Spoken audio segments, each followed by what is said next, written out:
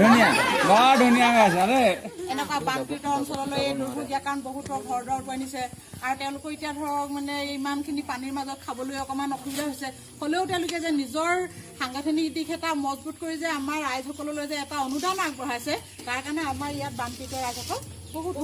সন্তুষ্ট তেওঁলোকলৈ যথেষ্ট মানে সম্ভাষণ জনাইছে শুভেচ্ছা জনাইছে তেওঁৰ দীৰ্ঘায়ু কামনাও কৰিছোঁ আৰু তেওঁ যাতে আৰু আমাৰ অনাগত দিনবিলাকত আৰু ভাল ভাল সুন্দৰ এই প্ৰকৃতিক লৈও যাতে আমাক কিছুমান নতুন গীতো দিব পাৰে তাৰ বাবে তেওঁলোকে আমাৰ শুভেচ্ছাও থাকিল আৰু এনেদৰে যদি কেনেবাকৈ অসুবিধাত পৰা যায় তেওঁ যাতে আৰু আমাক অনুপ্ৰাণিত কৰে উৎসাহিত কৰে মানুহ হিচাপে মানুহক আচলতে এনেকৈ মৰম চেনেহ দিলে মানুহখিনি জীয়াই থকা এটা প্ৰেৰণা পায় গতিকে তেওঁ যে এইখিনি সহায় দিছে তাৰ কাৰণে আমি তেখেতসকলে নথৈ ধন্যবাদ সকলোৱে জনাইছোঁ নীল আকাশ